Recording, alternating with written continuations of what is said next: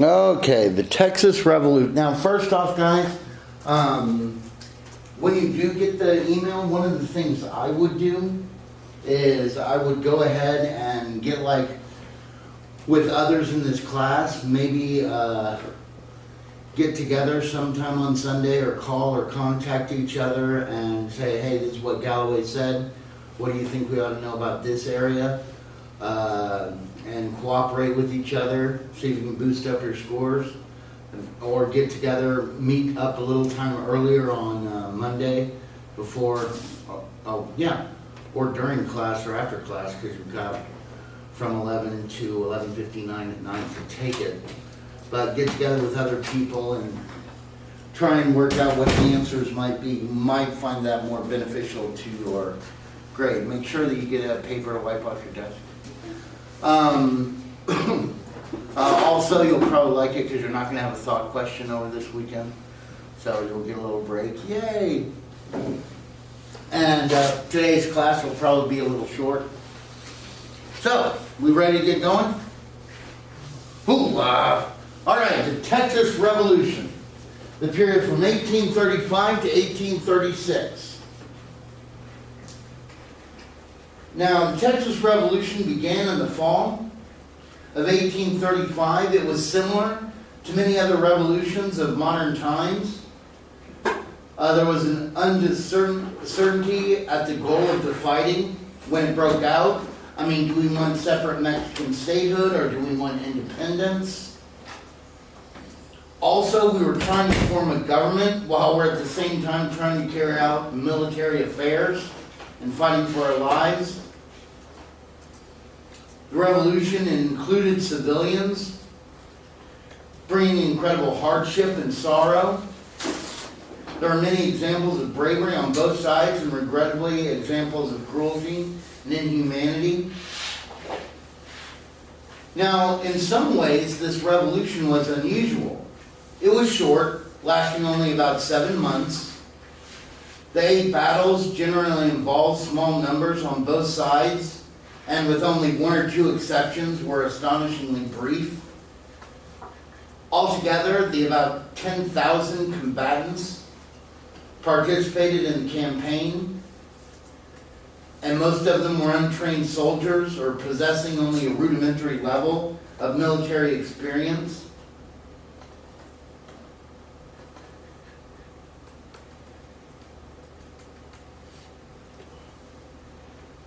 But perhaps the most surprising was the dramatic finale, resulting in a decisive victory for the Texan cause after weeks of defeat and retreat.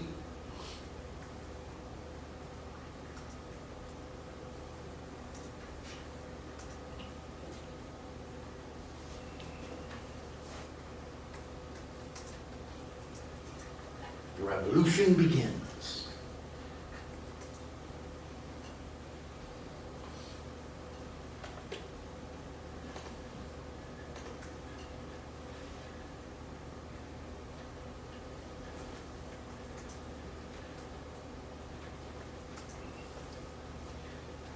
Now, as y'all remember, basically there had been a call for a consultation that was supposed to meet on October 15th because they found that one courier, Martin Perfecto de Cos, who had ordered the arrest of several people up here in Texas and turned them over to a military trial. And the delegates were going to have a meeting to discuss about it. But events soon outran the plans. In September, Martin Cos, or Martin Perfecto de Cos, who was Santa Anna's brother-in-law, reacting to the official dispatches and the refusal of the Texans to carry out the arrest he had ordered, began embarking troops for Texas.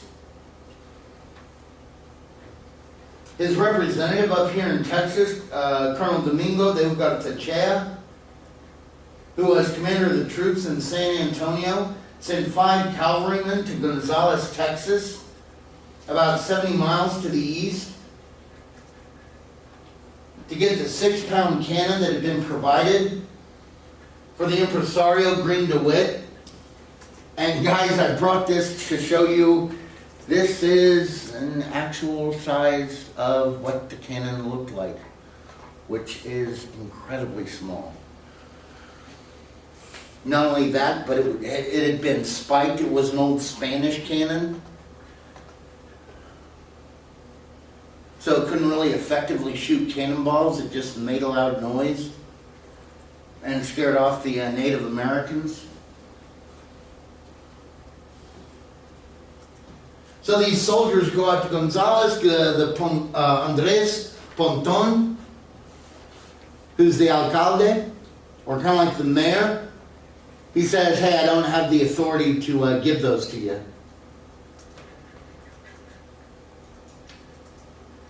And so what happened next?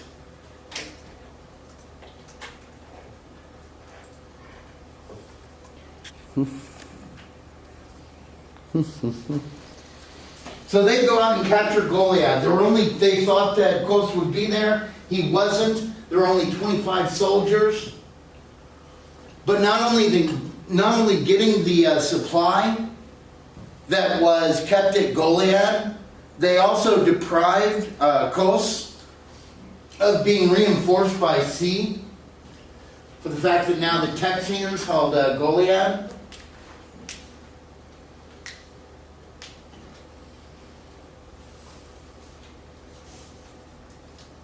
Meanwhile, volunteers are continuing to arrive at Gonzales because they're able to drive back the Mexican troops.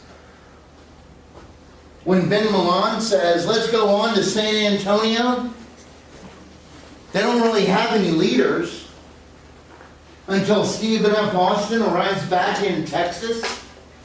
And as soon as he's arrived, of course, everybody votes for him.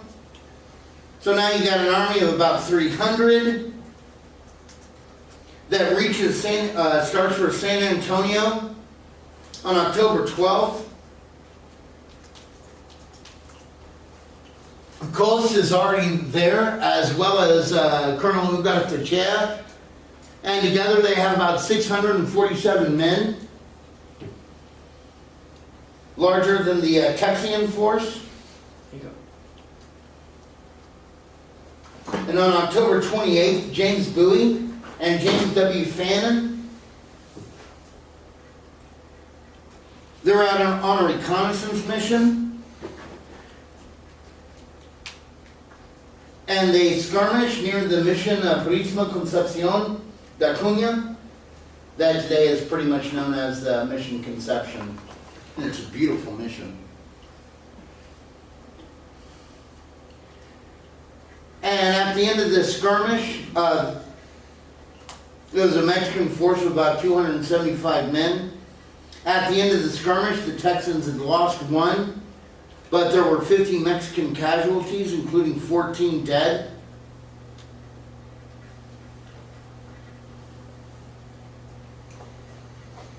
But because the Texians don't have any artillery, they pretty much decide they're going to have to lay in for a siege. Thank you.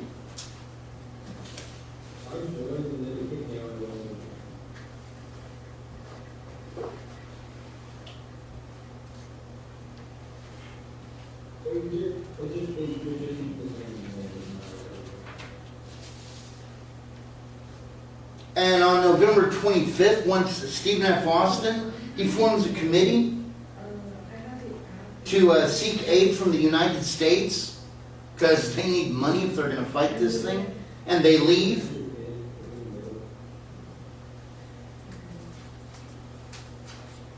The volunteers who remained voted down a proposal to storm the defenses. 400 remain, and they elected Edward Burleson as their commander.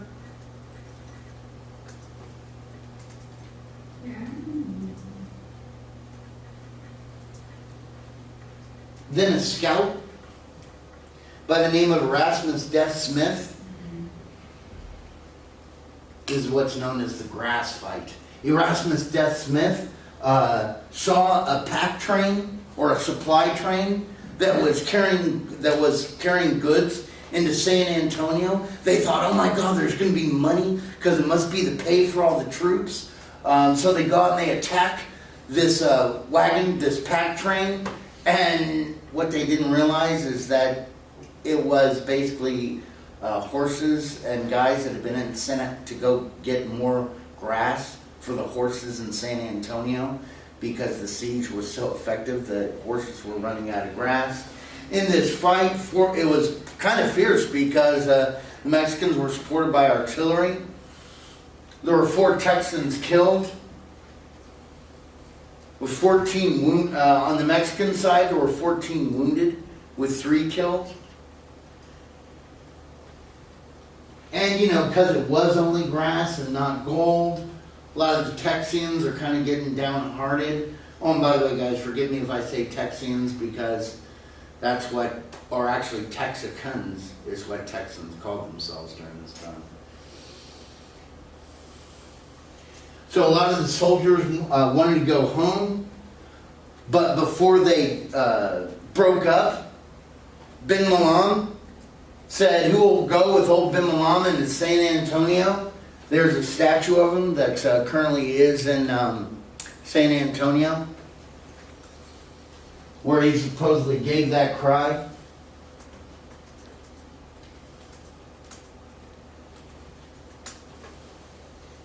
And there were only about 300 men. That was later on bolstered. Their numbers were bolstered up to 371.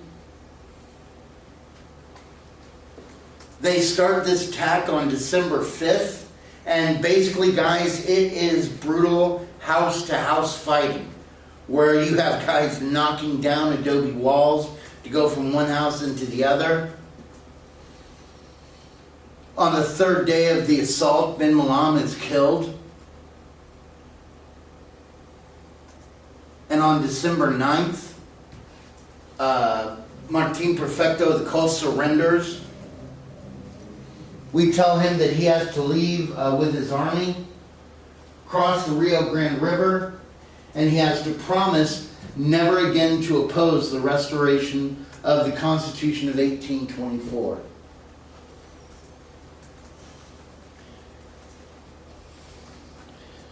Now, why does he have to promise that? Well, because, guys, at this time, Texas is fighting for nothing more than separate Mexican statehood.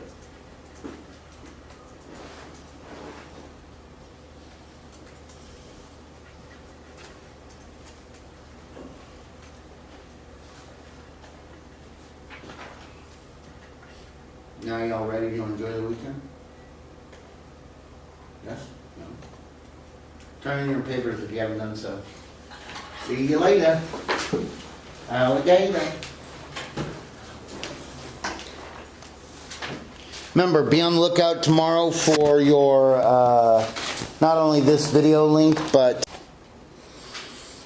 Alright, basically where we got up to last time was we had the siege of Bejar, where basically the Texian Volunteer Army was able to take over San Antonio, house-to-house fighting, and basically on December 9th, Cos surrendered, vowing that he would never again oppose the restoration of the liberal Constitution of 1824.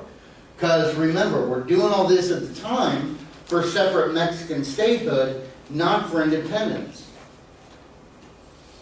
And then we have the consultation.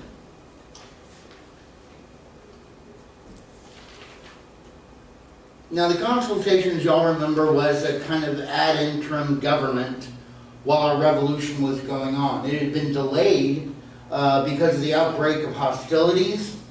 And when a quorum was finally reached on November 3rd, 55 delegates from 12 municipalities of the Brazos and Nacogdoches assembled.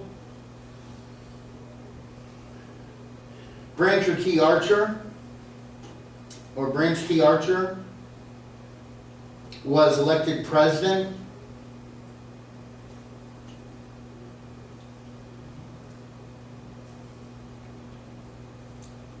But the committee was kind of caught in the middle. Did they want independence separate away from Mexico, or did they want separate Mexican statehood?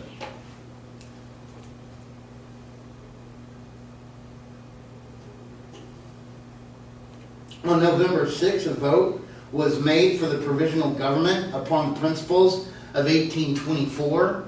So it looks like we're leaning towards separate Mexican statehood.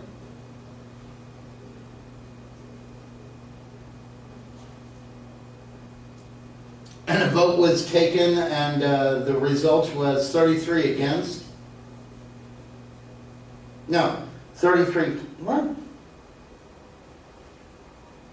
Against the Declaration of Independence, 33 to 15.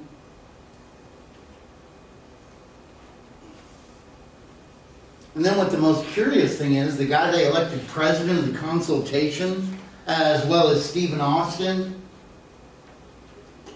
and William Wharton, were chosen as commissioners to the United States to go obtain aid.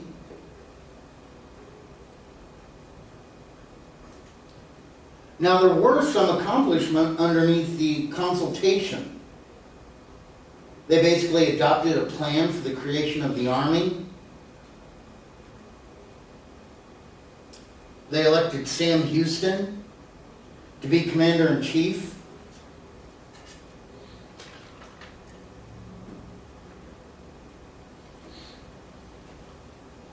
As well as it drew up plans for a provisional government.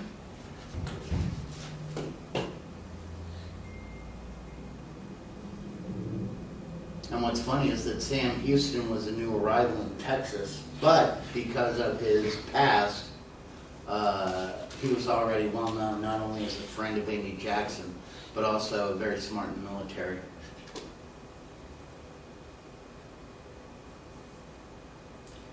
In the provisional government that they set up, it provided for a governor, a lieutenant governor, and a general council to be composed of delegates from each municipality.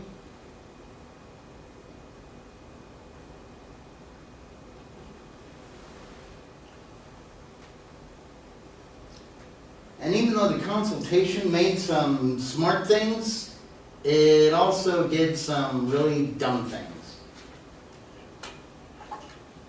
Like it deprived itself of who might have been two of its most competent leaders, Sam Houston and Stephen Austin.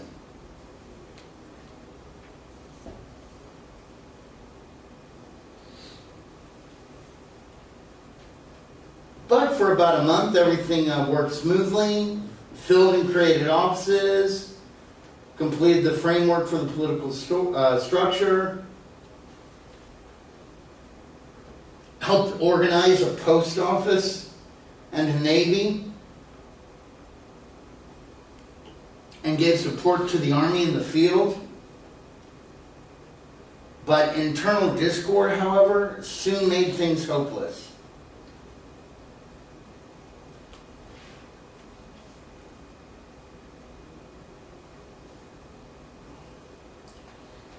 It continued to support the Mexican Constitution of 1824, and they wanted to go and search for allied Mexican states that would join their cause.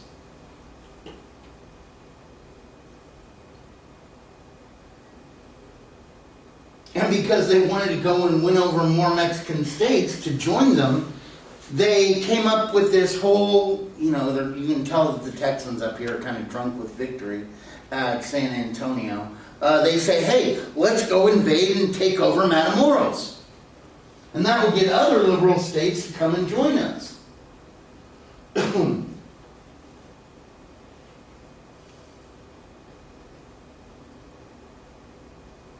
And the council was determined to carry out the invasion, despite the opposition of the government and General Houston. It named Frank W. Johnson to lead the campaign.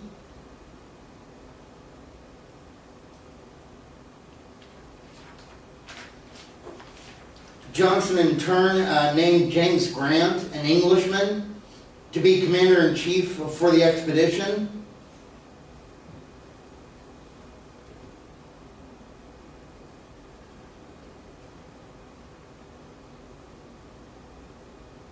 So Grant goes to San Antonio, takes 400 of the Texas Volunteers,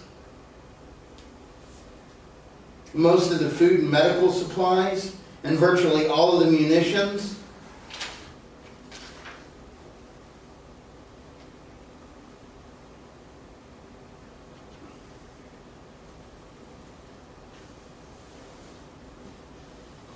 Then Johnson says, oh, I'm not so sure about the Matamoros campaign. And 4 days later, they elect James Fannin, who was a West Point graduate, to take over the expedition. And he goes out to Goliad, where the 400 troops are gathered.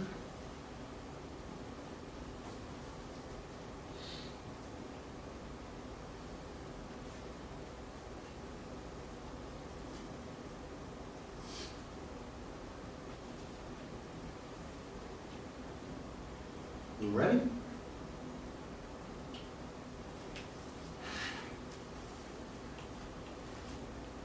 And in late December of 1835, after Grant and Johnson had stripped the garrison at San Antonio of its men and supplies for the Matamoros expedition, the guy who was in charge at San Antonio was J.C. Neal.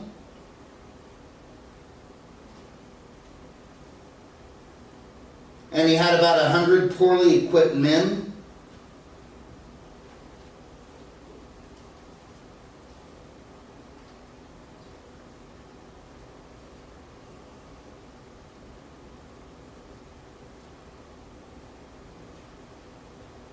And the council desperately wanted to hold on to San Antonio at all costs. But on January 17th, 1836, Sam Houston ordered James Bowie to take some men to San Antonio, destroy the fortifications, and return to Gonzales, bringing along with him the cannon and as many supplies as possible. But once there with about 25 men, Bowie decides, no, I'm going to stay here. We can defend this place.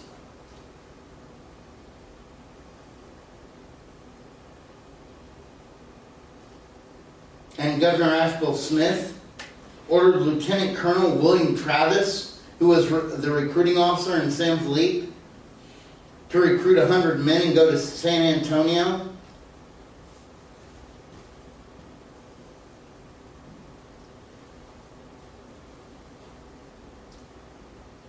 Travis, however, was only able to recruit 25. And he reaches San Antonio on February 3rd.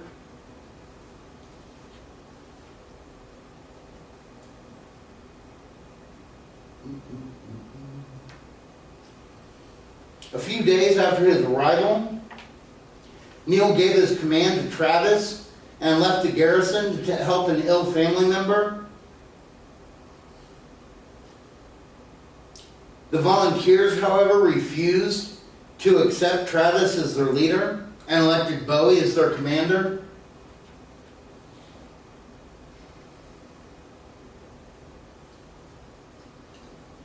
Travis, meanwhile, remained in the command of the regulars, and Bowie's declining health, he was compelled to leave the command to Travis. Now they actually do get some reinforcements. Like James Butler Bonham, he'd organized the Mobile Grays of Alabama. And he had left Goliad to come to Travis's side. Also arriving was David Crockett with his 24 Tennessee boys.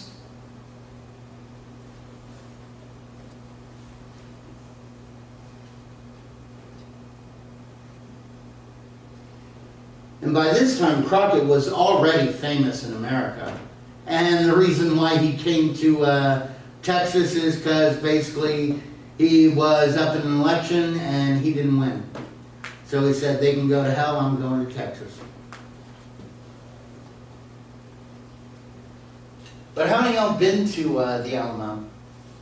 down in San Antonio. Guys, y'all know that that's just a little piece of what was there in a whole huge mission complex. They had about 185 men, which meant if they wanted to guard that thing, there'd be one person every 20 feet. And that's not a way to fight off an invading army. The walls were about 12 feet high, and there were ample room for supplies within the compound. Unfortunately, like I told you, the grounds required more men for the defense than Travis could muster. One portion of the wall was totally incomplete, protected only by a makeshift arrangement of sticks and dirt.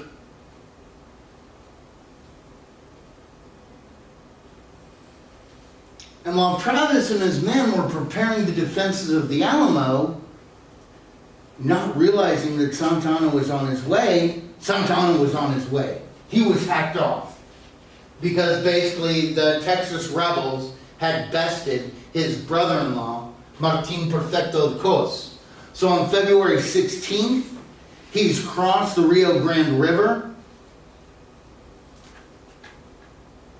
with his army that was a mix of convict soldiers that they released from prison just to be in the army, as well as veterans they had taken as he was quashing rebellion in other states, Mexican states. He had more than 21 cannon, 1,800 pack mules, 33 wagons, 200 carts.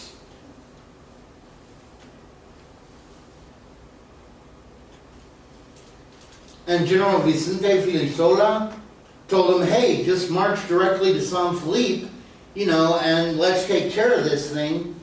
But no, he was determined to take San Antonio. After all, he named himself the Napoleon of the West. And the vanguard of his army actually reached San Antonio on February 23rd, which shocked the hooey out of the Texans there. Because they thought, we're not going to have to worry about a military until springtime. There's no way he could get up here this fast. Well, not only could he, but he did. On February 23rd, Travis sent 2 of his scouts to the alcalde of Gonzales with a plea for more men and provisions. The next day, on the 24th, bombardment of the fort began.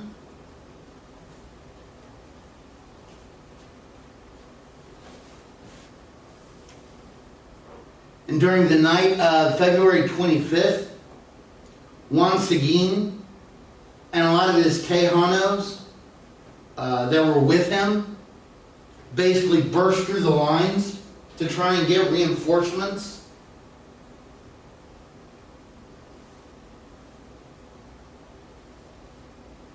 Indeed, John Butler Bonham, he had twice went out and twice came back, even when it was clear that the Alamo was a death trap.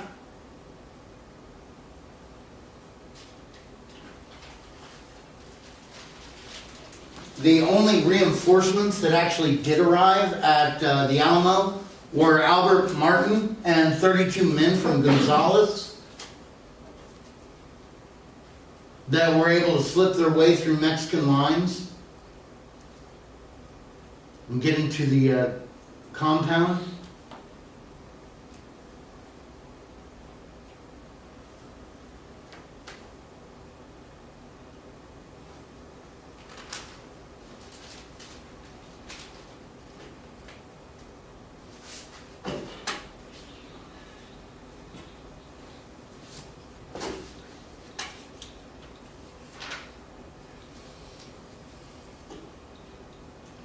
On March 3rd, Travis sent out his last dispatch. This was to the convention of Washington and the Brazos, where he did mention stuff with bravado, like about 200 shells had fallen inside the Alamo. The Texans had not lost a person, and their spirits were high.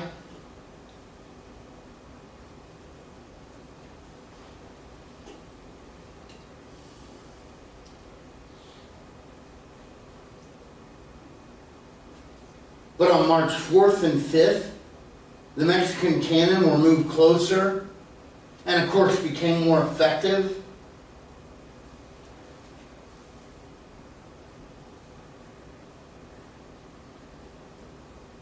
Then, just before dawn, on March 6th, the band began to play De Guerra, which means no quarter, which means basically we're going to kill y'all to the last man. And Santa Anna took the fort by storm, leaving only one defender alive.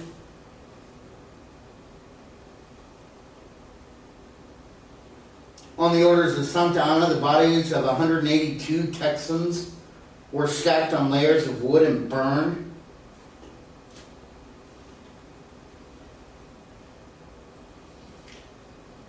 The Mexican dead is estimated from either 600 to 1,600. They were buried in a cemetery until it was filled, and all the remaining men were dumped into the river.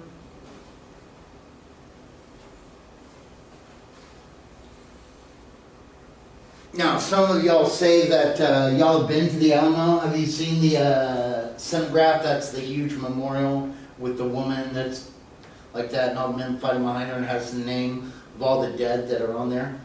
Out of all those names, one of those guys received a proper Christian burial.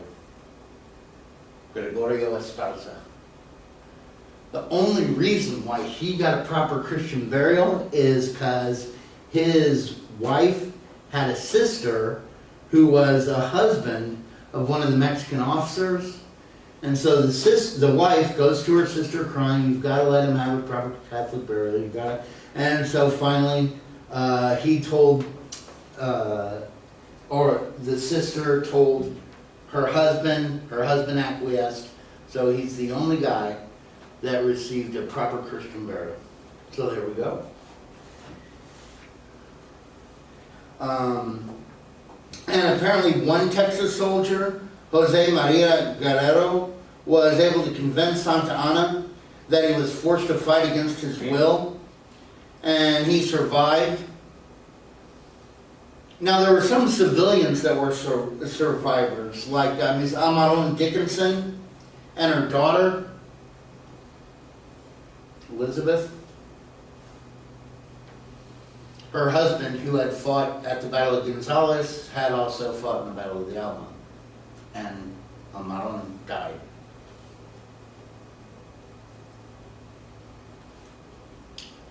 But she and her daughter were allowed to live, to go and tell the story of what Santa Anna was doing, as well as one slave that was allowed to leave the scene. Now, have any of y'all heard about the De La Pena Diary? The De La Pena Diary. Oh, by the way, even if you haven't heard of it, guess who owns a copy of it? The University of Texas at Austin. Guess how much they paid for it? $1 million. Hoo-wah. But basically, and there's a lot of historical debate about it. Some people say it's fake because he's not at the correct locations. Basically, it was a guy who was with Santa Anna's army, De La Pena. And some people look at it and say the Mexican army wasn't there. That's not right. Other people say no, it's the gospel truth. But one thing that was in the diary was that David Crockett and about 4 other guys actually were still alive at the end of the Alamo. And that he tried to surrender to Santa Anna, but he was executed instead on the spot. And I think, hey, if that part's true, well, it makes Santa Anna even more a mean guy. So you can feel however you want to feel about it.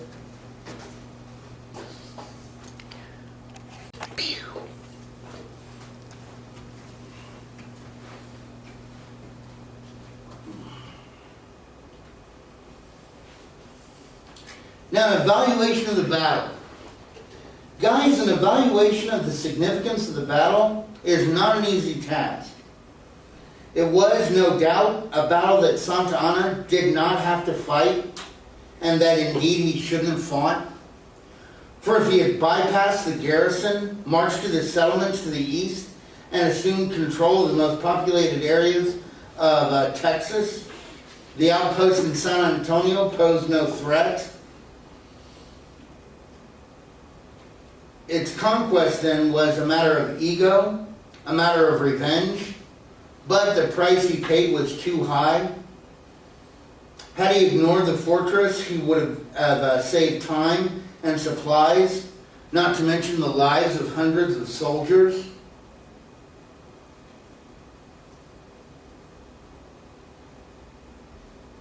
His march to the east was delayed several weeks, and the stand of Travis and his men became a cause and a battle cry for the Texans.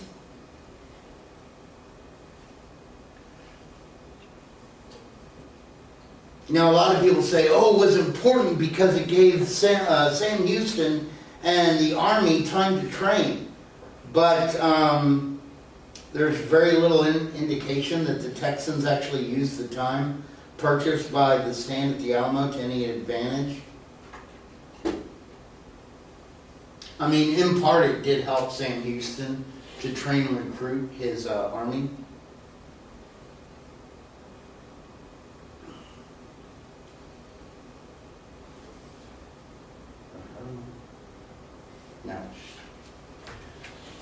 Basically, after his victory at the Alamo, Santa Anna devised a 3-column advance eastward through the settlements.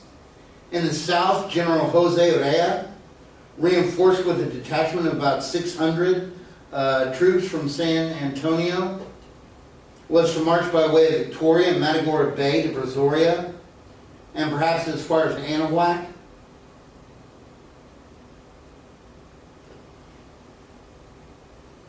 Another group was to march to Nacogdoches by way of Bastrop and the upper crossing on the Trinity River. The main army would proceed eastward by way of Gonzales and San Felipe. So the birth of the Republic. The retreating ad interim government had a meeting at Washington on the Brazos with 59 delegates in attendance. Of those 59 delegates, 55 of them were born in the United States. One was from England, one was from Ireland, one was from Canada, and one was from Scotland.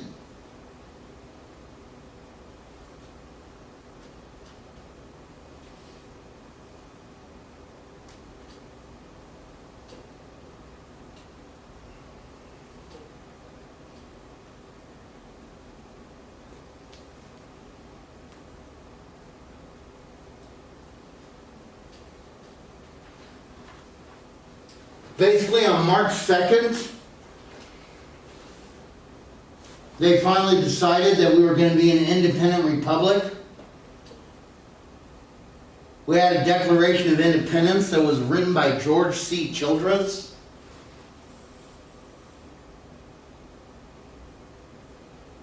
That heavily copied the American Declaration of Independence.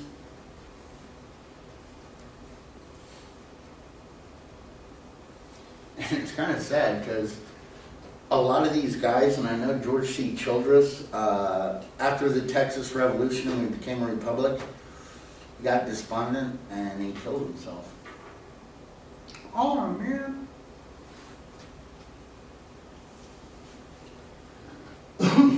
But guys, as this happens, after the siege at the Battle of the Alamo took place, the guys in the Alamo had no idea they were fighting for Texas independence. They thought they were fighting for separate Mexican statehood. On March 16th, the Constitution is adopted.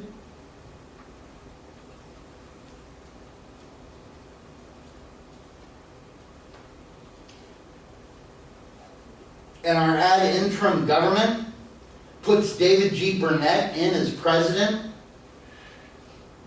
and Lorenzo de Zavala, who was from the Yucatan, who he had been an impresario, but he was also a guy that Santa Anna did not like.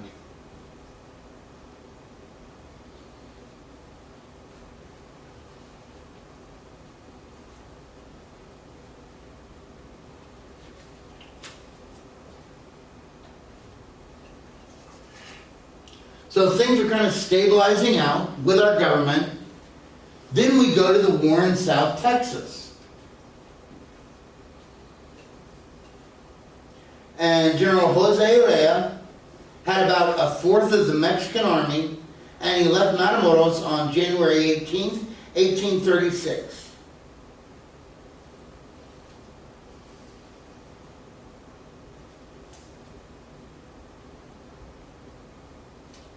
He took the coastal road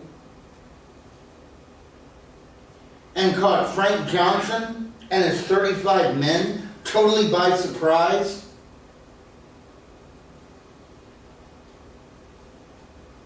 All were killed except for Johnson and 5 other men who managed to escape.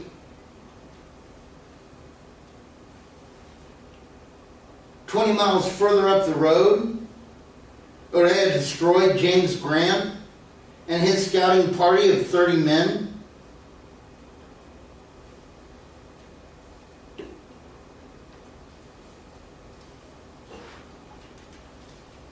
And he continued to make progress towards Goliad. Now y'all remember at Goliad, James Fannin was put in charge.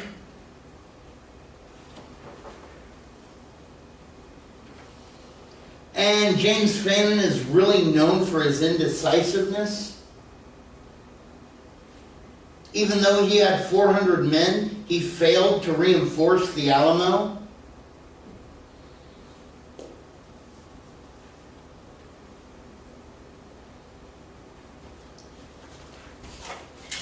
General Houston had ordered him to get out of Goliad, basically destroy it, and retreat towards Victoria. And Fannin was going to, but he was waiting on Ammon King and William Ward, 2 scouting parties that he had sent out to see if they could detect the movements of the enemy, and he was waiting them to return before he could leave.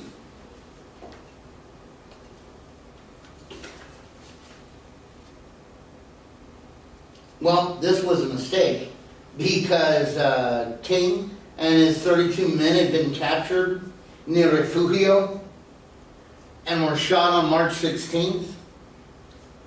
Ward and his men escaped from Refugio, but were surrounded and captured on March 22nd near Victoria and were impounded with the other prisoners at Goliad.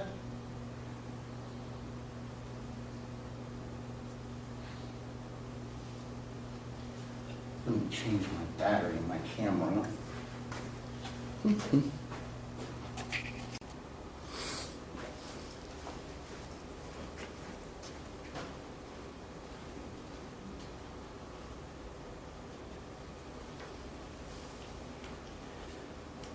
Well, finally Fannin decides that the writing's on the wall. He began his retreat on March 19th.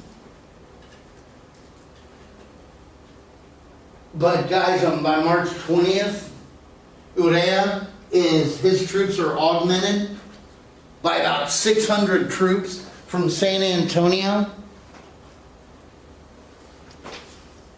And as Fannin is going down the road, the wheel on his wagon broke down. It was a wagon that had munitions and everything like that on it. So he stopped in the middle of open field. And if he had gone like 2 to 3 miles, a little bit further, he would have had trees for cover as well as running water for like his artillery. But instead he's out in the middle of an open field. He gets surrounded by Mexican cavalry units.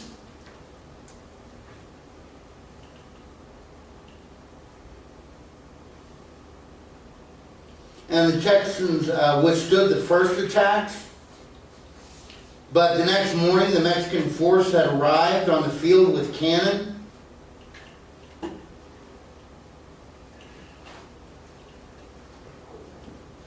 And Fannin surrendered.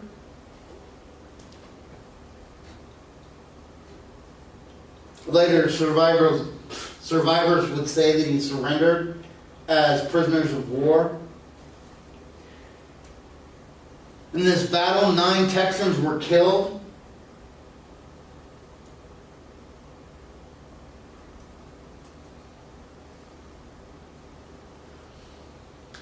$51 wounded, including Fannin, who had his thumb blown off, and 234 taken prisoner.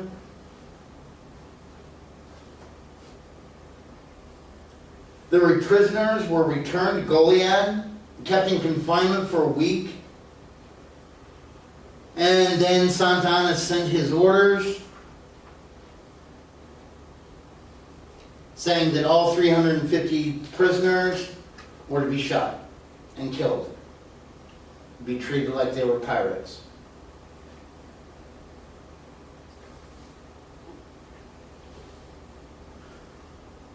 This also included Ward and his 82 men that had been captured. Now, 2 physicians, some nurses, important working men, and 28 others, including the youngest soldier to fight in the Texas Rebellion. He was 13 years old at the time, are saved by Francisca Alvarez, who was called the Angel of Goliad. Basically, as the guys were being taken out of the compound, she would say, keep that one, keep that one, keep that one. And basically the guys were marched out in 3 different groups, and they thought that they were going to be released as prisoners of war, promising never to fight again, but instead the Mexican soldados shot them in the back. There were like 3 guys who did survive. One guy had to play like he was dead, and when a Mexican soldado came and stabbed him with a bayonet, stabbing the bodies with a bayonet to make sure they were dead, he couldn't make a noise or anything like that. Had to wait till sundown, and then he crawled to a nearby creek, floated down it, and Tejano rancher pulled him out and helped him recuperate for about 3 weeks so he could get back to health. Another guy just started running, and he took 2 bullet shots in the back, and I forgot how the 3rd guy escaped. But needless to say, this built up the ire of Texans. So by mid-March, the settlers to the east of San Antonio were aware that Santa Anna's legions were marching in that direction. On Sam Houston's arrival at Gonzales to head his army, he found only 374 men with less than 2 days of provisions. Many of these guys didn't even have guns. Others didn't have ammunition.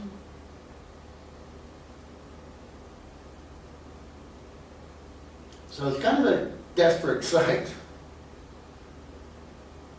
He immediately organized the 1st Regiment of Texas Volunteers and placed Edward Burleson in command.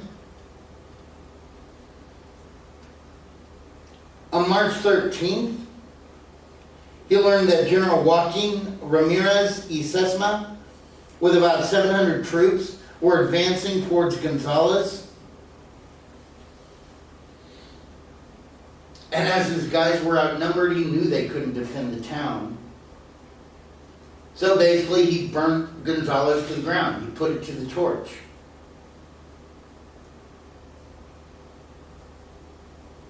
And began his retreat. Near LaGrange, he did receive some reinforcement, and his number swelled to almost 600.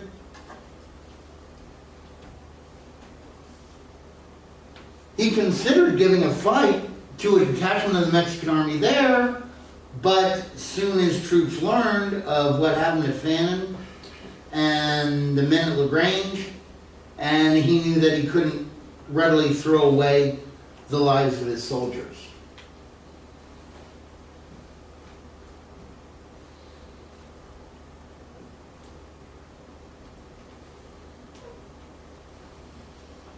Now, despite the complaints of his unhappy soldiers, on March 26th, Houston left for the Brazos.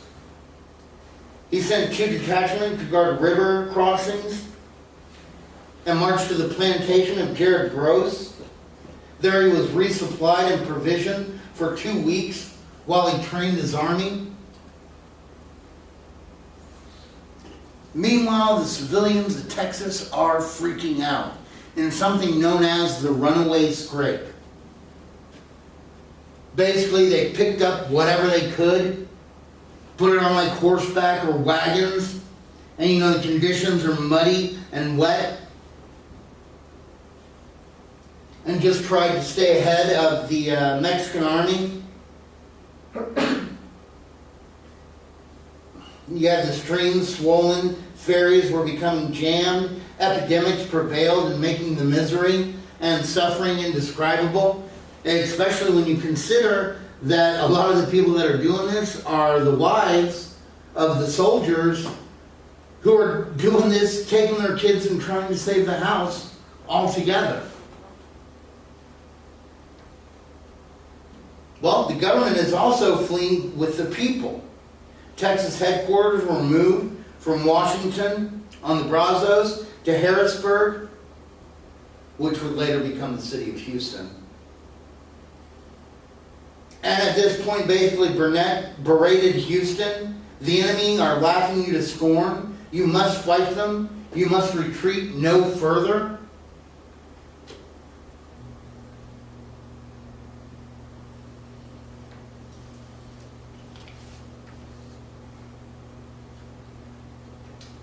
And guys, remember, in their march eastward, Santa Anna's troops were suffering as much as the Texans were.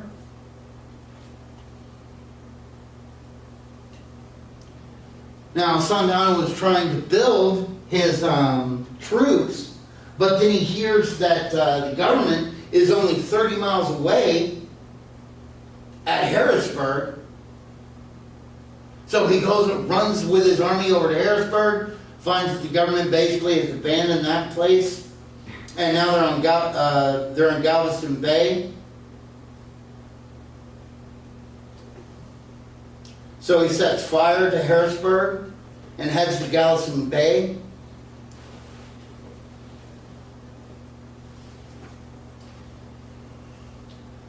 On April 12th, a messenger from Fort Bend reached Houston's camp with word of Santa Anna's plans. And with the aid of the steamboat Yellowstone, he moved his command across the Brazos, where he received the Twin Sisters, which are 2 little cannon that were a gift from Cincinnati. Houston moved southward to where the road forked. One fork would take you to Louisiana. The other fork would take you to Harrisburg. And Houston took the path to Harrisburg. On April 18th, they camped in the burned ruins of the town. Deaf Smith, his real name was Erastus, but his nickname was Deaf. He was a loyal and faithful scout. Brought in a captured Mexican courier with dispatches revealing Santa Anna's plans and movement. So Houston takes an army to Buffalo Bayou. And during the night, he takes 900 men and crosses a wooden bridge and then waits to see what Santa Anna's doing. And on April 20th, Santa Anna did what he could for Texas by making camp where an organized retreat would be impossible.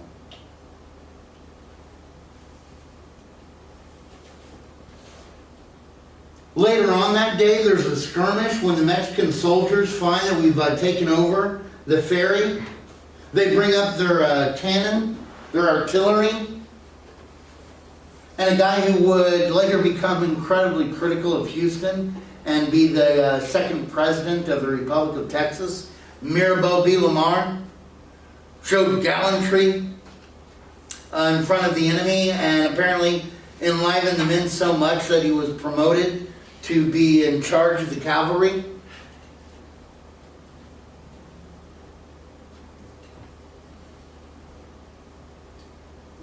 And then Thursday, April 21st, the men of the Texas Army had a good breakfast.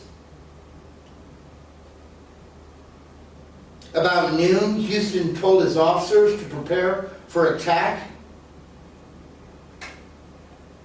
And at about 3:30,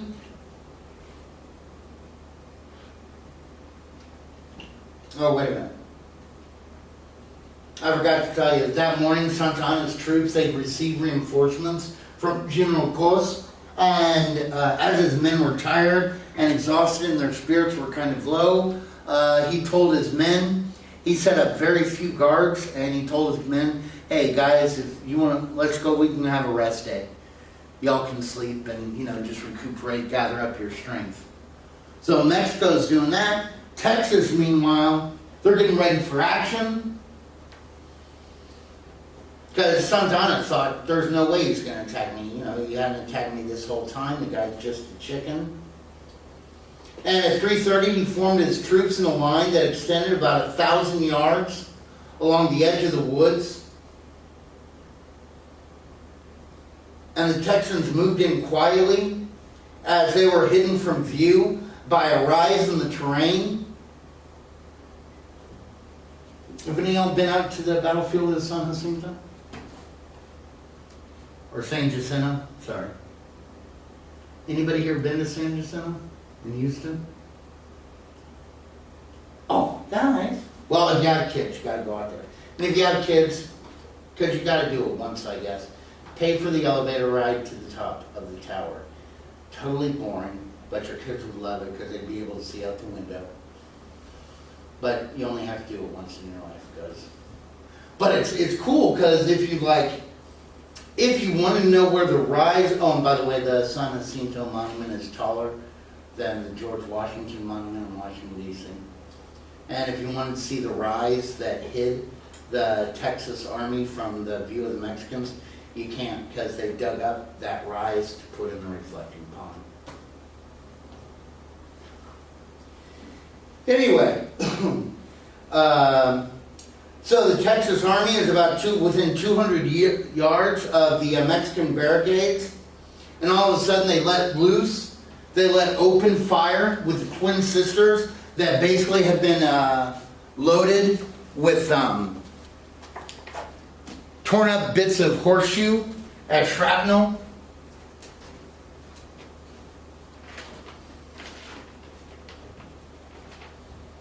And with basically General Sherman instructs the enemy from the left as he shouted, remember the Alamo, remember Goliad. Mexican army was totally confused. The battle, according to Houston's own official report, only lasted 18 minutes. But the pursuit, killing, and capture, what? This isn't our class. Oh, it's not? No. None of those papers are. Huh. Oh.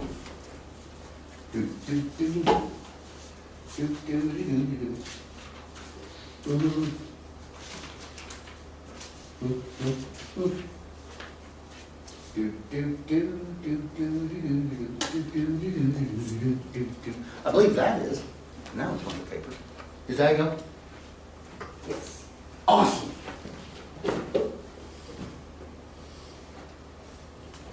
Oh, and also, guys, just tell the class, because some of y'all don't know this, I'm going to change and take away the late stuff because there was some confusion about that. But guys, usually if I do give you in the future, if I do give you a thought question, which I might do this weekend, it is going to be due the Wednesday or the Thursday that week. Okay? And I'll have that posted on Saturday. Basically, Houston was prepared. He sent Deaf Smith to destroy the bridge across Vince's Bayou, totally cutting off retreat for either side. The battle lasted only 18 minutes, but the pursuit, killing, and capture of the enemy continued much longer. The Texans, determined to exact full revenge, and they could not be restrained. Indeed, one officer, Texas officer, who tried to command them to stop was met with a cocked rifle. According to Houston's official report, 630 of the enemy were killed, 208 were wounded, and 730 taken prisoner, including General Cos and Santa Ana. Of the Mexican force, which numbered about 1,400, at the beginning of the battle, only a few escaped. 9 Texans were killed, 34 were wounded, including Houston, whose ankle was shattered by a shot in the midst of the action.